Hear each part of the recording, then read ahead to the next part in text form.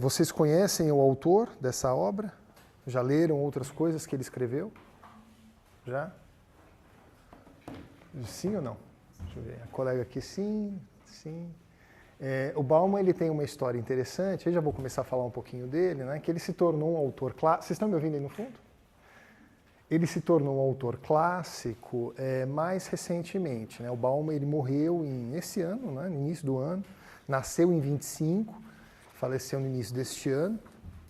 E uma das coisas interessantes é que ele se torna um autor clássico, quer dizer, a quem as pessoas se referem como sendo um autor importante de ser lido para se compreender a sociedade contemporânea e aquilo que se diz, aquilo que se pensa sobre ela, apenas recentemente, certo?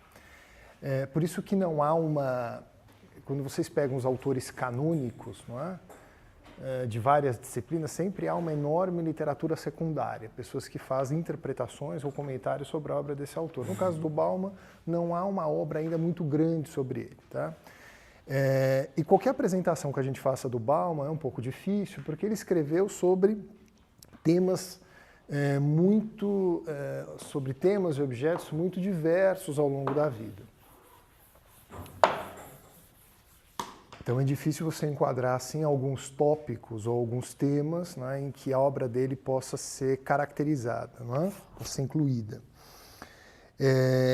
E o que é mais interessante é que ele passa a escrever mais intensamente, eu diria até freneticamente, depois que ele se aposenta da Universidade de Leeds, na Inglaterra. Ele era professor de sociologia e aí produzia os típicos trabalhos sociológicos, fazia pesquisa, coletava dados e produzia lá uma monografia sobre um objeto qualquer. Né? Depois que ele se aposenta da Universidade de Leeds, no início ali da década de 90, 1990, aí ele passa a escrever um monte de coisa, usando parte parte da pesquisa que ele já havia feito, mas também escrevendo alguns ensaios, quer dizer, coisas assim que não necessariamente encontram fundamentação empírica precisa, não é? E aí ele passa a escrever mais de um livro por ano. Não é? Digamos, uma produção frenética, mais de um por ano. São livrinhos pequenos, né? Uns mais densos, outros nem tanto, mas de qualquer maneira é uma produção muito grande. Então, digamos, se nós pegarmos todos os temas que ele já escreveu, se a gente quisesse fazer uma lista, a gente poderia incluir os seguintes objetos, ou temas que já foram parte da obra do Bauman, não é? Então, ele já escreveu sobre sexo, sobre morte, sobre amor, quer dizer, está todo mundo gostando dele agora, né? Sobre consumo, sobre produção, trabalho, socialismo, cultura, modernidade, pós-modernidade, liberdade, globalização, pobreza, identidade e, obviamente, o tema que vocês leram, liberdade. O livrinho que vocês leram foi escrito em 1988, né? E a tradução a que vocês têm acesso é uma tradução, se é a mesma que eu tive, de 1989, não é isso? Não é? 1989. Não é?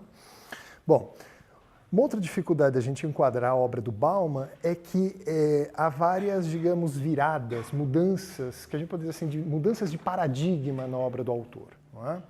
Então ele nasce na Polônia e durante ali a invasão alemã, invasão nazista, ele foge para a União Soviética e aí entra no exército para combater os nazistas, chega até a posição de major, se não me engano, depois ele é expulso do exército por ser judeu e vai morar na Inglaterra, quer dizer, ele recebe permissão para sair, né, vai morar na Inglaterra, mas ele carrega um pouco, quer dizer, os escritos dele carregam um pouco essa trajetória que ele teve de expulsão, de exclusão das sociedades nas quais ele fazia parte. Né? Ele escreve muito sobre identidade, identidades fraturadas. Né?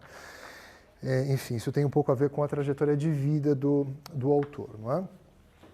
Então, como eu estava dizendo, a obra do Bauman ela tem algumas viradas ao longo da vida. Não é? Então, se a gente levar em consideração essa estratégia, quer dizer, de tentar enquadrar a obra dele, levando em consideração as mudanças de paradigma, não é? Então a gente poderia identificar, aí segundo a literatura secundária, eu confesso, não sou especialista em Bauman, até porque se eu ficasse lendo só o Bauman, não leria nada mais. Como eu disse para vocês, ele escreve mais de um livro por ano, não é? Então não dá. Então li 2, 3, 4 livros que ele escreveu. Ele não como vários outros autores dessa época, escrevia poucos artigos, né? Hoje, não sei se fora das ciências sociais é um pouco assim também, não sei se na filosofia é assim, nada diz assim, mas boa parte da difusão de conhecimento hoje é feita por meio de artigos, não é?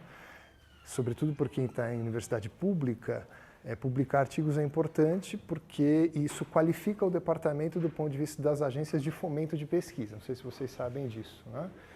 Então, digamos, publicar artigos é importante porque a cada 4 anos um programa de pós-graduação é avaliado por uma instituição chamada CAPES, não é? E 70% dessa avaliação, do peso dessa avaliação, incide sobre produção, quer dizer, aquilo que as pessoas publicam, não é? E dessa produção, o que mais vale, isso eu estou contando um pouquinho que vale no Brasil, né? Dessa produção, o que mais vale é publicação de artigos nas revistas principais, quer dizer, não adianta publicar na revista do seu amigo ali, que, né, distribui, não adianta, né? Tem que ser nas revistas qualificadas pela CAPES, e aí você tem lá várias qualificações, em geral se valoriza mais as revistas que são A1, A2, B1, né? Livro, muito pouquinho. A pessoa pode escrever um livro hiper interessante, as pessoas leem, aprendem pra caramba, mas vale pouco, né? Então hoje, sobretudo nas ciências sociais, não sei na filosofia, em outras áreas de humanidades, mas nas ciências sociais se produz muito, se escreve muito artigo. Não era o caso do Bauman, ele escrevia muito livro, não é? Um livro atrás do outro, poucos artigos, não é? Então, eu estou contando tudo isso porque eu não sou um especialista em Bauman, então eu me valho bastante de literatura secundária que eu li sobre o autor, tá bom? Então, olha só, se a gente então pudesse enquadrar, só uma outra correçãozinha, tá, pessoal? Meu nome é TI, tá bom? Mas isso é irrelevante. A gente poderia, então, identificar 4 grandes tópicos sobre os quais a obra do Bauman vai incidir, não é? O primeiro, que ainda tem a ver, digamos, com a tradição marxista que ele vai herdar, essa tradição marxista do leste europeu, digamos assim. O primeiro grande bloco, o conjunto de temas sobre os quais ele vai se debruçar é o do socialismo, tá? Socialismo e cultura.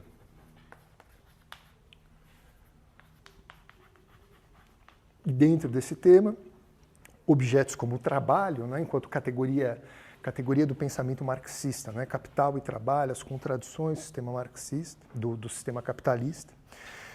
Então, o trabalho e aí o movimento trabalhista inglês como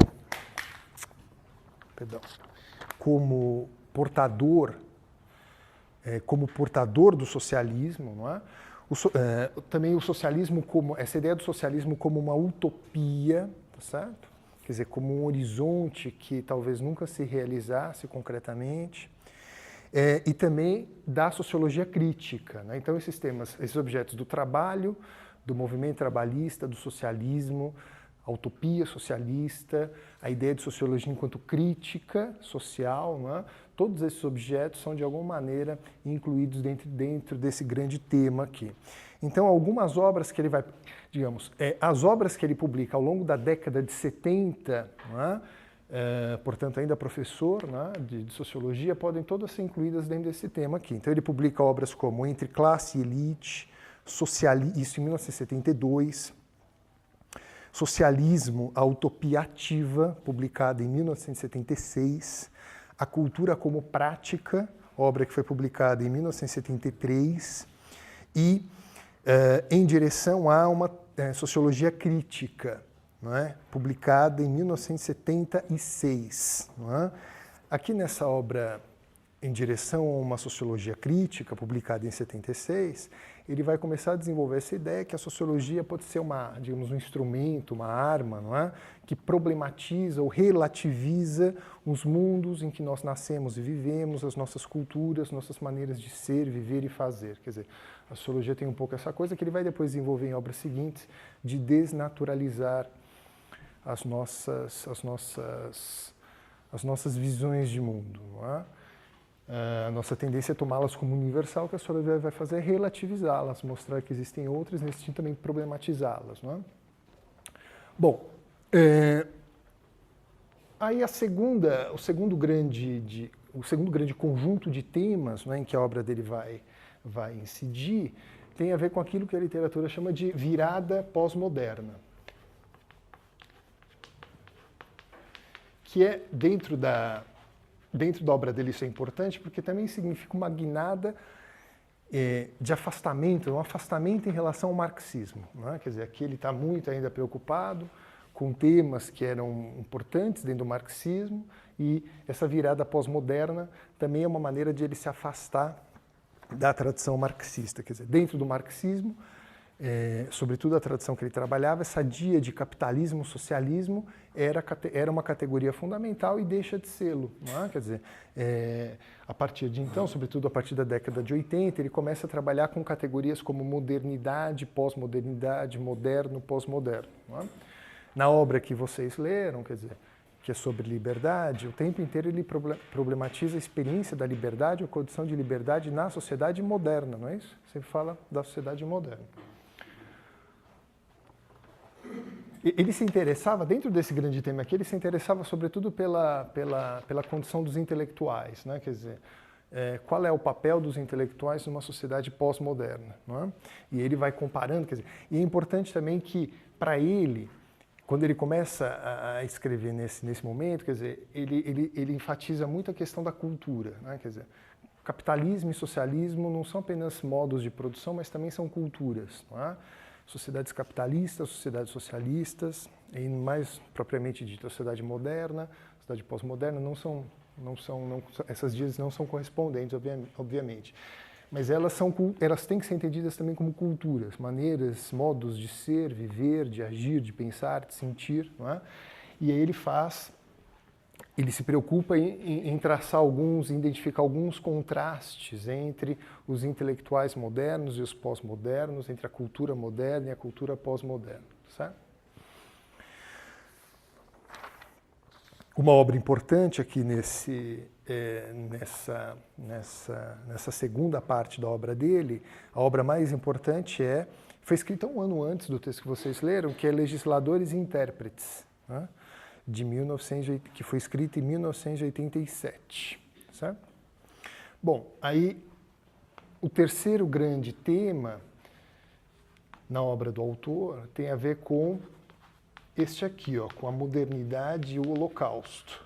É interessante também que depois disso ele deixa de usar o termo pós-moderno. Né? O termo pós-moderno ficou muito na moda ao longo da década de 80.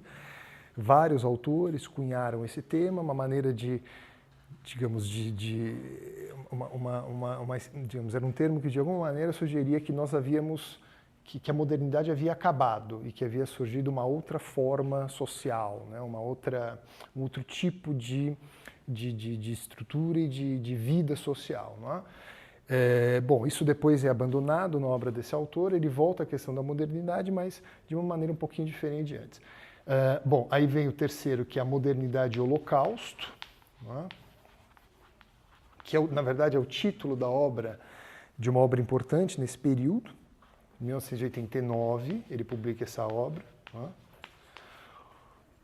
A experiência do Holocausto para ele vai ser importante, porque para ele o Holocausto vai ser entendido como uma janela, não é? Numa parede, assim, pelo qual a gente pode ver a cultura moderna, a experiência moderna. Para ele, quer dizer, o Holocausto não descreve apenas, estou descrevendo assim de maneira muito grosseira os argumentos dele, mas não descreve apenas as experiências de alemães e judeus, mas as experiências ou o tipo de personalidade, a cultura, os modos de ser e agir de qualquer pessoa que vive numa cidade moderna. Quer dizer, a cidade moderna ela incentiva, ela encoraja comportamentos desse tipo, não é?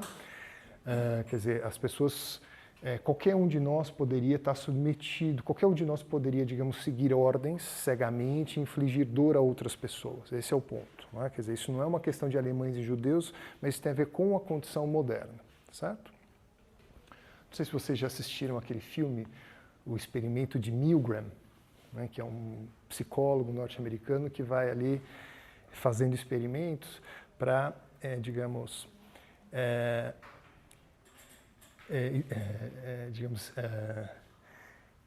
saber se as pessoas, quando colocadas, quando elas se veem diante de uma ordem mesmo que esta ordem tenha como consequência infligir prejuízo ou dor a alguém, como que as pessoas se comportam? Né? Se as pessoas deixam de agir e recusam essa ordem, ou se as pessoas se submetem a esse ordenamento e causam dor à pessoa. Né? E o experimento vai mostrar, esse filme está, se vocês têm acesso, na Netflix. Tá?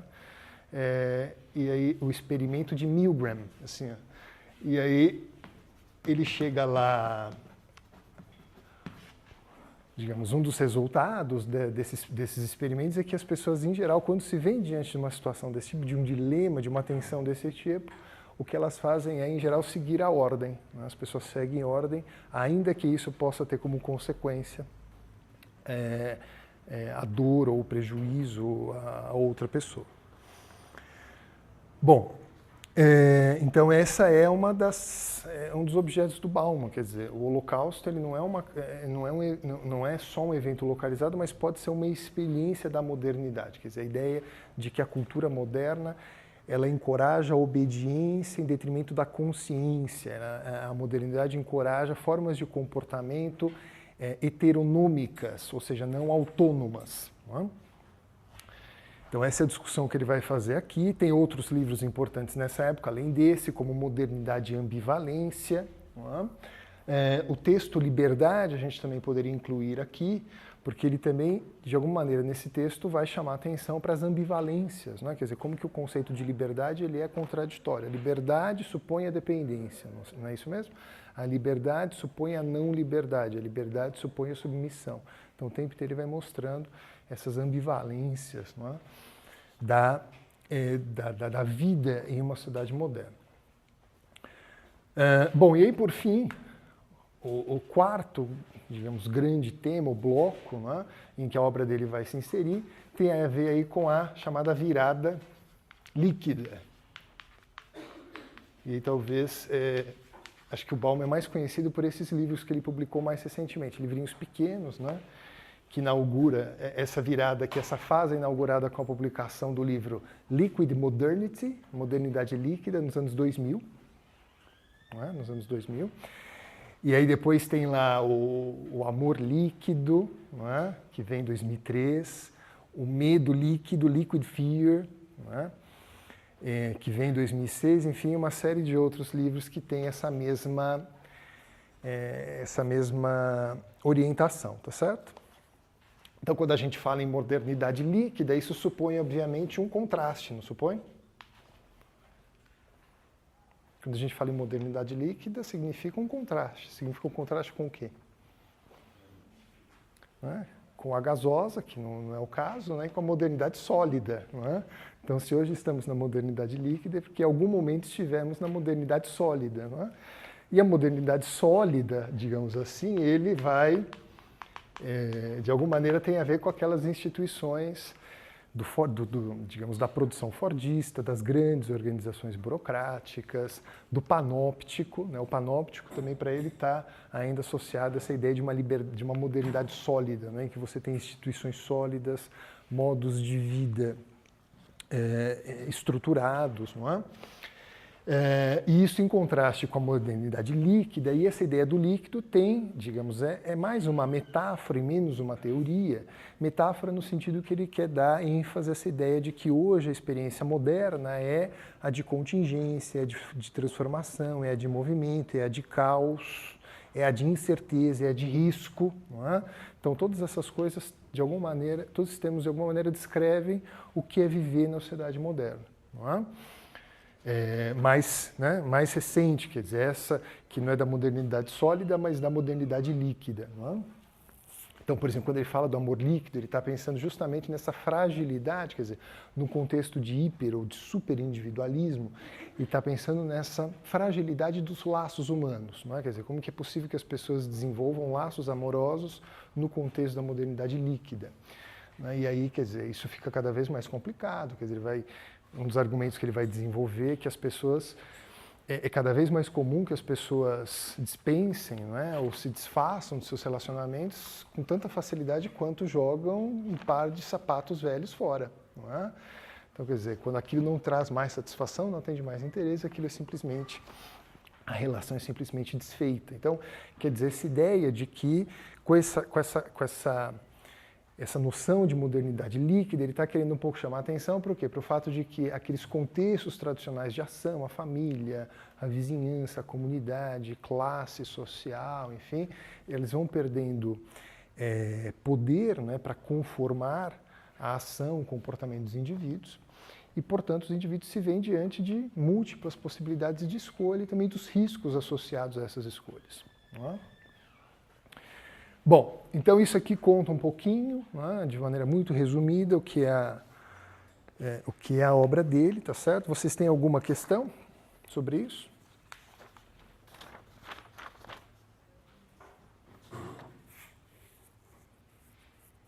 Veja, e por que eu escolhi esse tema liberdade, não é? Esse livro Liberdade. Primeiro porque ele tem o título Liberdade, eu gostaria de trabalhar com vocês a temática da liberdade, tá certo? Mas, além disso, quer dizer, esse livro, o modo como o Bauman trabalha esse tema nesse livro, em outros também, porque não aparece apenas nesse, né? É importante por quê? Porque ilustra algumas possibilidades que são oferecidas pela sociologia para compreender esse objeto, não é? Quer dizer, da liberdade, do que é ser livre, da escolha e por aí vai. Não é? Então, na introdução, que vocês, não sei se vocês leram, mas na introdução ao livro tem um trechinho que ele vai dizer assim, esse trechinho está lá nas páginas 17 e 18, ele fala assim: a intenção que está por trás do livro por assim dizer, tornar o familiar estranho. Quer dizer, aquilo que nos é familiar, aquilo que nós assumimos como algo natural, né? Problematizar aquilo que nós assumimos como algo natural. Né? Quer dizer, isso que a sociologia, as ciências sociais se propõem a fazer. Não é? Então, a intenção que está por trás dele, do livro, é, por assim dizer, tornar o familiar estranho.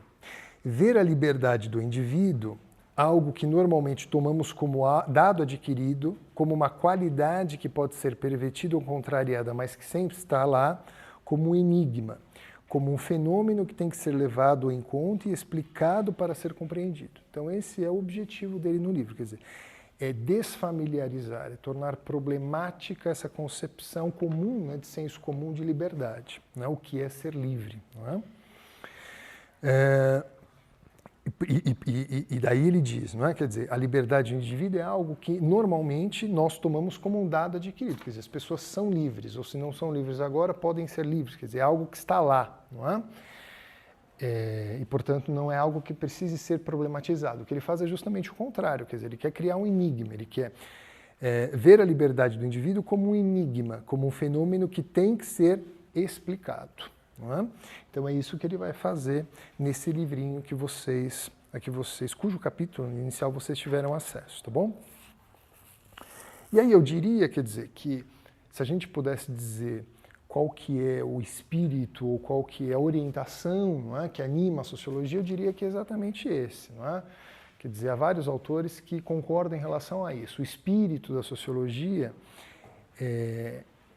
quer dizer, daqueles que se dedicam a esse ofício, não é? É a arte de tornar problemático o mundo em que vivemos. Não é? Por isso que a socióloga é sempre a pessoa chata, não é? Porque, em geral, relativiza, problematiza, desfamiliariza concepções, modos de viver, pensar, né, agir, sentir, que as pessoas assumem como sendo naturais. E como que a sociologia faz isso? Quer dizer, essa ideia de problematizar aquilo que parece inquestionável, aquilo que é assumido como natural. A sociologia faz isso, o movimento é o seguinte, quer dizer, a sociologia faz isso apossando-se de crenças, ou de concepções, ou de opiniões compartilhadas, ou de constatações reconhecidas em relação ao objeto, não é? Ressaltando em tais concepções, não é? Em tais constatações, uma série de inferências lógicas e evidenciando, não é? Elementos empíricos que contradizem tais inferências. Então, um pouco assim, nós vamos estudar liberdade. Bom, então, o que em geral as pessoas pensam sobre liberdade? Quais são as crenças, as concepções, quais são as opiniões primeiras sobre esse objeto? Não é? Quais são as constatações que as pessoas fazem em relação a isso? Bom, então se isso que as pessoas pensam sobre liberdade fosse verdade, quais seriam as implicações disso? E aí o sociólogo vão identificar uma série de, digamos, de contradições nessas inferências e produzir uma explicação diferente, não é, daquela que é dada pelo senso comum. Não é? Quer dizer, então veja só, e é esse movimento que ele vai fazer ao longo da introdução e do capítulo 1. Não é? Quer dizer, esse aqui é um movimento tipicamente sociológico de se apossar de um objeto. Não sei se vocês sabem, quer dizer, mas um dos problemas das ciências humanas é que, em geral, todo mundo se acha um cientista, né? Um cientista, digamos, todo mundo acha que conhece humanidades. Né? Tinha até umas brincadeirinhas, né? No Facebook. Isso, se não me engano, saiu naquela página do Sensacionalista, não sei se vocês leram, né? Não sei se vocês acompanham o Sensacionalista.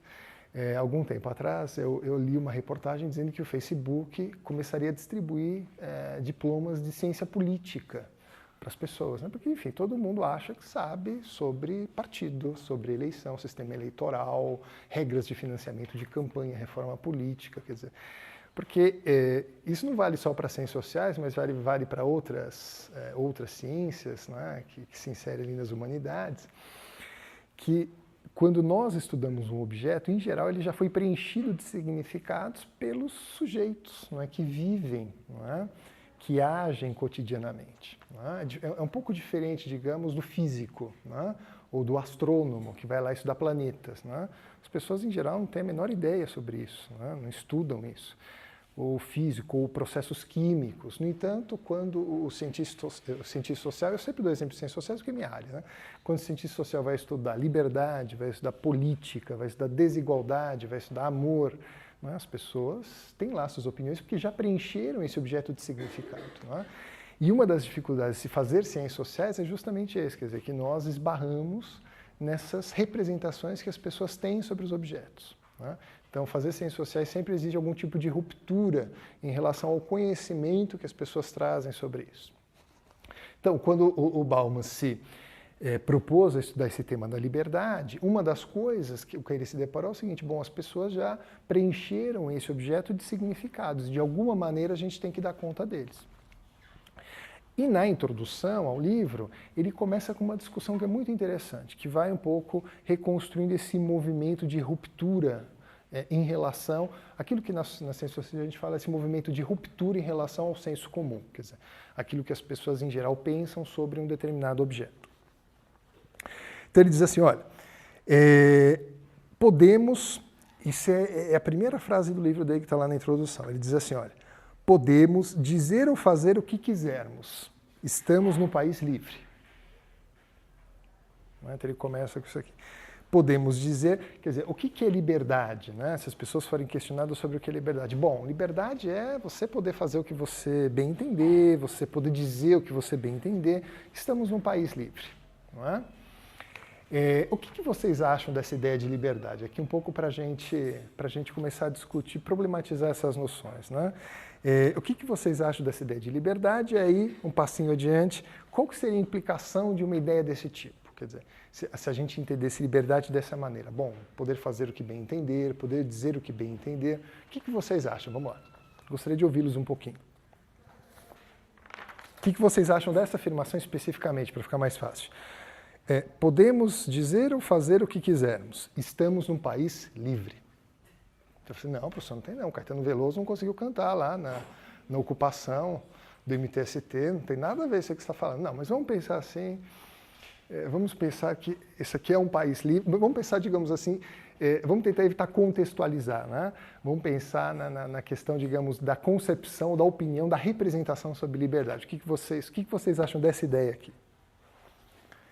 Liberdade é poder dizer ou fazer o que bem entender, o que der na cabeça. O que vocês acham disso? Vamos pensar um pouquinho disso. O que é liberdade? Essa versão é que mais está em moda hoje.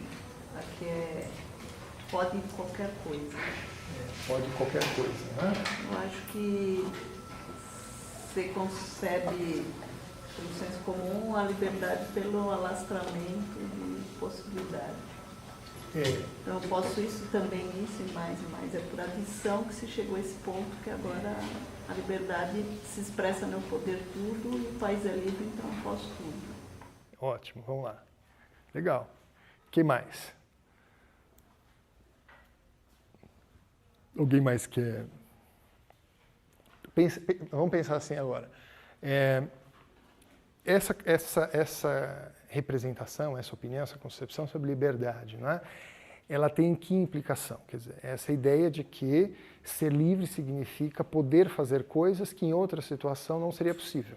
Não é isso? Essa é a implicação de um argumento desse tipo. Quer dizer, ser livre significa que você pode fazer em uma determinada situação coisas, não é? Ou dizer coisas que não poderiam ser feitas ou ser ditas em uma outra situação. Quer dizer, que a gente pode fazer o que bem entender, a gente pode fazer o que quiser, sem receio de punição, de prisão, de tortura, de perseguição, não é isso? É um pouco essa ideia, né? Quer dizer,